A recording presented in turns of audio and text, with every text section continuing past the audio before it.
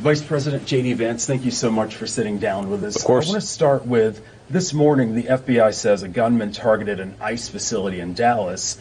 What can you tell us about that attack? Well, it's still pretty early. We're still gathering information. Obviously, our hearts go out to everybody affected. We're sort of still learning information about the victims, about the condition that they're in. We do feel pretty confident this was a motivated left-wing political attack, and that, I think, goes to show that we have way too much of this in our country, especially in the last couple of weeks. And I'd encourage everybody to really tone down the rhetoric when it comes particularly to our law enforcement and our ICE agents. These are people who are enforcing the law as it's written by Congress and as instructed by the President of the United States. The fact that they've become such a target of online, social media, and even political harassment, I think, thank God most people don't intend to do them harm. But as we find out today, some people do intend to do them harm, and they'll act on it. So I think we all need to tone down the temperature a little bit. I think in particular, my Democratic colleagues need to ask some very hard questions about why it is that folks from their side of the political aisle seem to be engaged in these politically motivated attacks.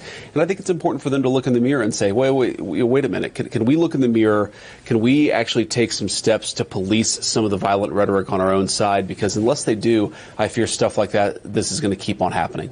But outside of you calling on your Democratic friends to tone down their rhetoric, according to you, what else could be done when it comes to ending the streak of violence we're seeing on public servants? Well, we really have to aggressively investigate this stuff. I mean, very often when you have a shooter like this, there were signs, maybe there were even accomplices. That's why I say it's very early in this process, but we're going to aggressively investigate where this shooter came from. My understanding is the shooter died of a self-inflicted gunshot wound, which of course is going to make it harder to investigate because you can't talk to the shooter himself. But we're going to try to find out everything that we can about who this person was talking to, about whether there were signs, about whether there were people funding or encouraging him to engage in violent conduct. It's possible it was a lone gunman. It's possible it was something else, and it's up to the FBI to investigate that aggressively, and I know they will. We're here in the Charlotte area where the murder of Irina Zarutska rattled the nation. Sure. The suspect was briefly hospitalized for schizophrenia earlier this year. The big, beautiful bill passed by Republicans in Congress, it cuts nearly $1 trillion from Medicaid, which is the primary funding source for mental health treatment facilities. What can we do to fix this problem if, as some people say, we're not willing to fund mental health treatment? Well, I think the cuts that come in the big, beautiful bill, I think were totally necessary and were geared towards, frankly, health care that went to illegal aliens and to other folks who I think don't deserve to benefit from the incredibly generous American system. We want people to be able to afford health care, of course. We want people to be able to go and get treated if they're sick or go to the doctor if they have to without their inability to pay, preventing them from getting access to care. But I think the beautiful bill protects that ability for American citizens. It also does discourage localities and states from giving health care benefits to illegal aliens and to other people who should not be in the front of the line for hardworking American citizens. Now, this particular case, I think we have to ask ourselves, why was this person walking the streets of Charlotte in the first place? This is the person who had been arrested 14 times before and had been let out of prison again and again and again, even though the crimes that this person was arrested for, and we're talking about this is not a guy who was caught with a dime bag of weed. This is a guy who was engaged in incredibly violent, incredibly unhinged conduct. He should have been in jail or in a mental institute, and the fact that he wasn't, I think it really is a major indictment of our entire criminal justice system in the United States of America. We don't take violent criminals and put them behind bars for long enough. We often let them out of jail with a slap on the wrist. And what's so tragic about this particular case is if you just look statistically, Reshad, the gross majority of the violent crime that happens in our country is a fraction of the population of the United States of America. If we just aggressively engaged in law enforcement against the most egregiously violent members of our community, we would make our streets a lot safer, and I think that poor girl would still be alive today. I want to turn to Jimmy Kimmel returned to TV last night. What did you think of his opening monologue? Well, I watched it, and look, in some ways it was kind of kind-hearted. On the other hand, he didn't actually say sorry to Charlie Kirk or his family. And the reason that so many people, including me, were so upset with what Jimmy Kimmel said is that he accused Charlie Kirk's murderer of being a MAGA or a right-wing American. It wasn't a joke. It was straight-up disinformation, and I really wish Jimmy Kimmel would apologize for it. If we go back in time to a couple of weeks ago, Charlie Kirk was a dear friend of mine. He was murdered by a left-wing assassin who was very explicitly motivated by left-wing political ideas.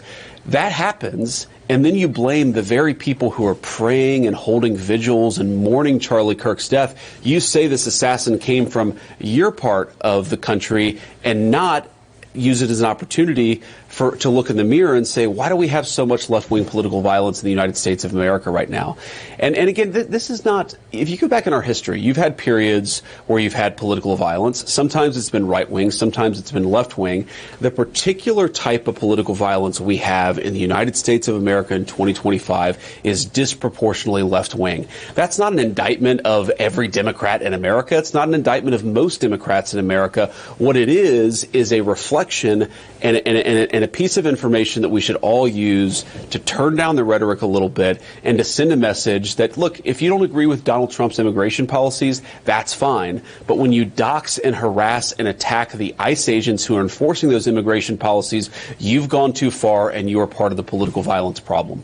But on the rhetoric topic, do you think both sides share some blame? Well, I don't think anybody is perfect, Reshad. Certainly not. But I think if you look just statistically, most of the political violence is coming from one side of the political spectrum right now. And I think that reflects that you've got a particular problem on that side of the aisle. Now, so I guess the way that I would put it is, does either side have a monopoly on political violence? No. But I would say that one side has the lion's share of it. And I think we have to be honest about that if we're ever going to address this scourge of violence that we're seeing in our country. By my count, 4 left-wing terrorist attacks in the United States of America in 2 weeks. It's totally unacceptable. It's got to stop. But we have to be honest with ourselves about where it's coming from if we're going to stop it. Senators Cruz and Rand Paul, friends of yours, you served with them in the Senate. They're no fans of Kimmel, but they expressed concerns about the FCC pressure that was put on Kimmel's suspension.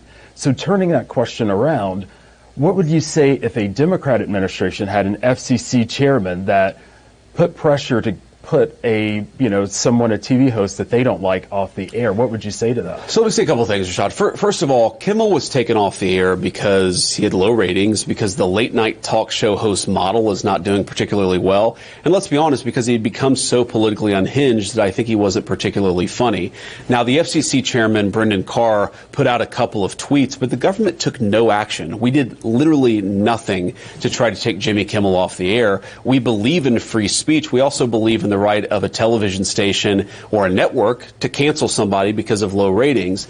And I think it's a little bit rich. The second point I make, Reshad, is it's a little bit rich for people to say that somehow we're engaged in censorship when literally every day, including yesterday, we found out that Google and YouTube were censoring information at the height of COVID at the direction of the Biden administration. So if we're looking for real sources of the government driving censorship, we should be looking at the policies of the Biden administration. We absolutely reject censorship in the Trump administration. We don't want to prevent anybody from speaking their mind, but if a TV station wants to cancel a guy because he's not funny, that's their business. I want to go back to the memorial for your friend Charlie Kirk. Sure. At that memorial on Sunday, speakers called for a faith revival. Erica Kirk emotionally forgave the man who killed her husband. A few minutes later, the president said he hates his opponents. How do you reconcile between the two? Well, I think the president was joking, and I think it's interesting. If you go back and watch the full speech, what the president was trying to do in his very humorous and very unique way was highlight how hard it is for us to forgive our enemies. And I think that's, as a Christian, one of the core demands of our faith is that we love everybody, or at least we try to. That includes our friends, that includes our family, but as Christ often said, you have to love your enemies as well. And I thought we saw such an incredible gesture of Christian forgiveness from Erica Kirk. I was so proud of her. I think the whole country, even those who don't agree with us politically, was really affected by it, because you saw a person, I think, trying to live up to the very best parts and the very hardest parts in some ways of the Christian faith.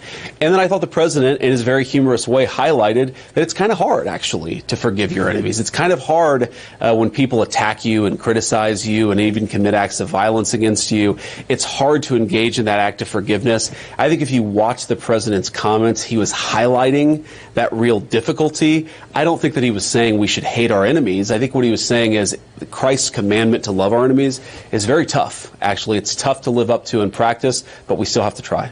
On Tylenol, the president telling pregnant women not to take Tylenol for pain has rattled many moms across the country. You're a father, a husband, father of 3. You've seen pregnancy up close. What should pregnant women take for pain? Well, what I took from the president's announcement and also the CDC recommendations here is that we just have to be careful. We know that some of these medications have side effects. We know that even despite those side effects, sometimes they're necessary. So my guidance to pregnant women would be very simple, which is follow your doctor, right? Talk to your doctor about these things. We've had situations even with our own kids where we want to give them Tylenol, but a doctor says, well, the side effects are actually pretty significant, so maybe not worthwhile in this particular case.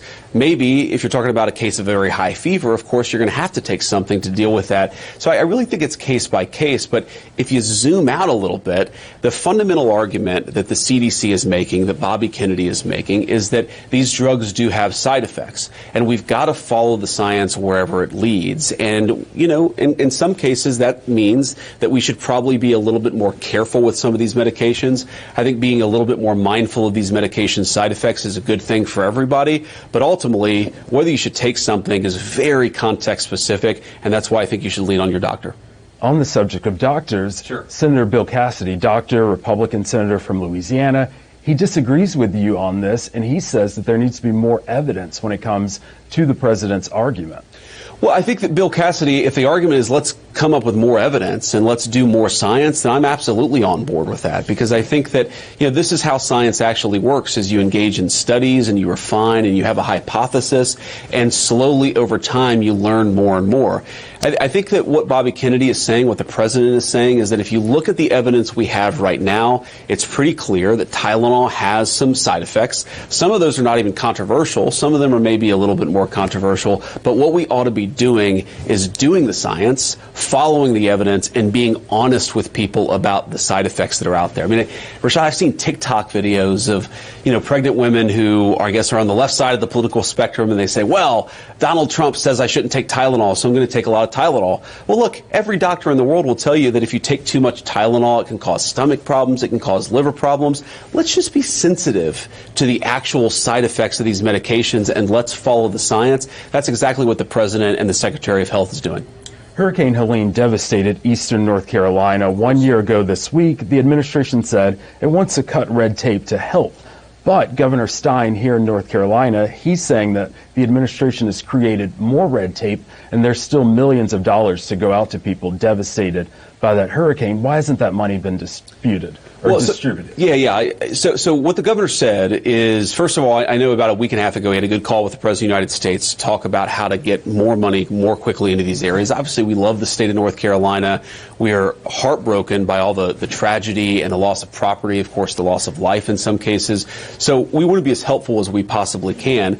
We also inherited, if I'm being honest, Reshad, a FEMA that had a very, very bad track record in this area of the country. There was a lot of bureaucracy. There was a lot of broken systems. And what we're trying to do is tear down that red tape and get people money as quickly as possible. We're going to keep on working on that. But I remember, we did inherit a pretty rough FEMA that we've been trying to reform and get on track here, not just to respond to North Carolina, but to respond to disasters all over the country. We have some elections coming up, New Jersey, Virginia. The president has endorsed when it comes to the Republican candidate in New Jersey, but he hasn't been on the campaign trail. Or you haven't. Do you plan to campaign for those candidates? I don't have any immediate plans, but look, if they'd asked me to, certainly I'd want to go out there and help them. I think each of these states, you know, they're running their own races. These are states that Kamala Harris won in the 2024 election. I think they're trying to run races that are unique to the concerns of their particular states and their particular constituencies. If they want my help or the president's help, we'd be glad to give it to them. But I think you've got a couple of good candidates there, actually a number of good candidates if you consider some of the other races that are going on in those states.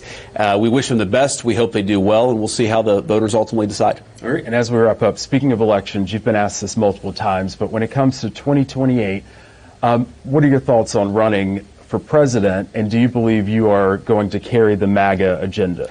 I just think it's so early, Reshad. I mean, my attitude is we're 8 months into this new job that the American people blessed me with. It's the coolest job I've ever had. And I'm going to try to do a very, very good job for as long as I have this responsibility. And then if after these elections in Virginia, North Carolina, and then the midterm elections in 2026, then we can talk about what the political future holds. But for me, my attitude is if I do a good job at this one, the politics will figure itself out. All right, Vice President JD Vance, thank you so much for your time. Likewise.